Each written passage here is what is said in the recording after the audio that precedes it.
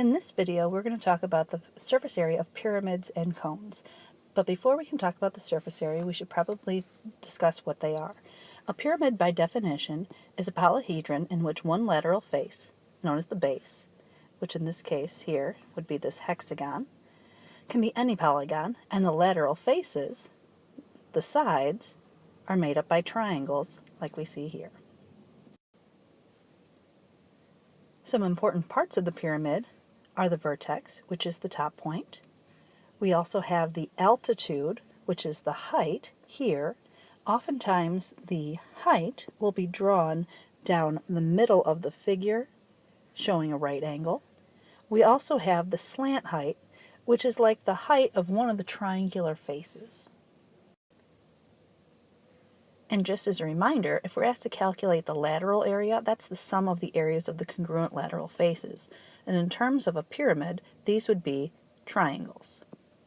So add up the sum of all your triangles.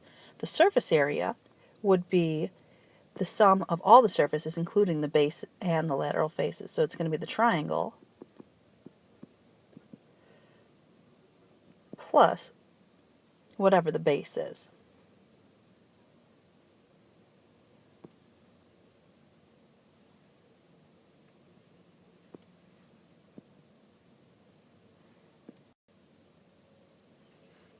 If you're looking for a shortcut for calculating the lateral area of a regular pyramid, we can think of this as half times P times L, where P is the perimeter of our base, and L is the slant height. And remember, the slant height is the height of a triangle on the face. Surface area is going to be that lateral area plus the area of the base. In this first example, we're asked to find the slant height of the pyramid. In order to do that, we need to focus in on, we see this right triangle here, which is great. I notice that this piece here, all the way across the base of the rectangle is 32 inches. So if I cut that in half, I have 16 inches here, which means I can now apply my Pythagorean theorem, a squared plus b squared equals c squared. I'm solving for the hypotenuse, so I'm going to plug in 16 squared plus 30 squared equals c squared, or 256 plus 900 equals c squared, or 1156 equals c squared. I'm going to take the square root on both sides, and I find that my lateral height, my slant height, is 34 centimeters. In this next example, we're asked to find the surface area of the right rectangular pyramid. Remember, that means we're going to find the area of the base plus the triangular faces. Well, I notice that the base is a rectangle with dimensions 10 and 20. So to find the area of that rectangle, I'm going to do length times width, or 10 times 20, for 200 square centimeters. Now to deal with my lateral area, I can apply the formula 1/2 perimeter times slant height. Well, my perimeter is going to be 20 plus 10 plus 20 plus 10, or 60. And my slant height is 15.8. Half times 60 times 15.8 gives me 474 square centimeters. So my total surface area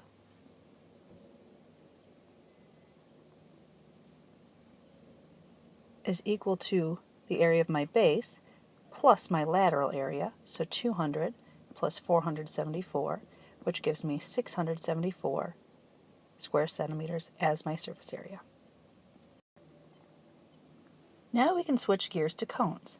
A cone is kind of like a pyramid with a circle base, but it's not technically considered a pyramid because the definition of a pyramid is that the base has to be a polygon. And remember, a polygon has to have straight edges, no curves, and the circle doesn't fit that definition. So a cone is going to fit into its own category. In order to talk about the lateral area and the surface area, we need to talk about the parts of a cone.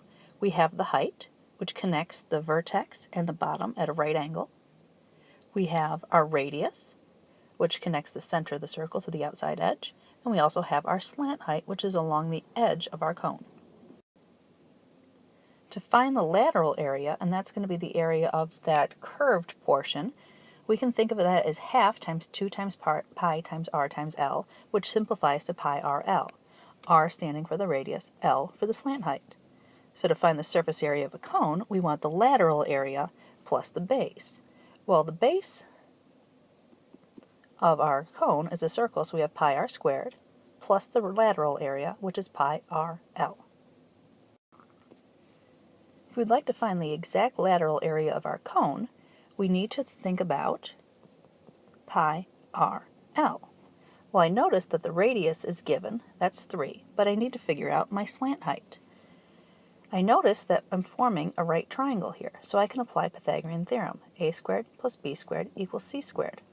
So we have 3 squared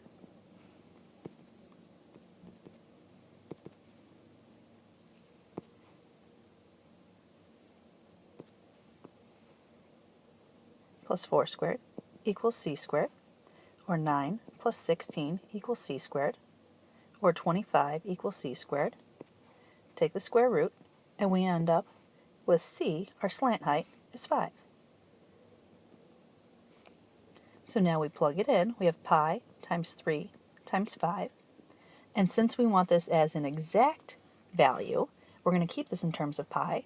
So we multiply our rational portions. So we multiply 3 times 5, which gives us 15 pi square meters. In order to find our surface area of our cone, we're going to apply our surface area formula, which is pi r squared plus pi RL. Well, I noticed that my diameter is given. That's 18, so half of that would be my radius, or 9. The height here is 21, but I'm missing out on my slant height again. So I'm going to apply Pythagorean theorem again. So I'm going to think a squared plus b squared equals c squared, or 9 squared plus 21 squared equals c squared, which leads me to 522 equals c squared. I take the square root, and I'm left with c is approximately 22.8, and that's my slant height. So I'm going to plug this into my formula. Pi times 9 squared plus pi times 9 times 22.8, which leads me to approximately 899.12 square units as the surface area of this cone.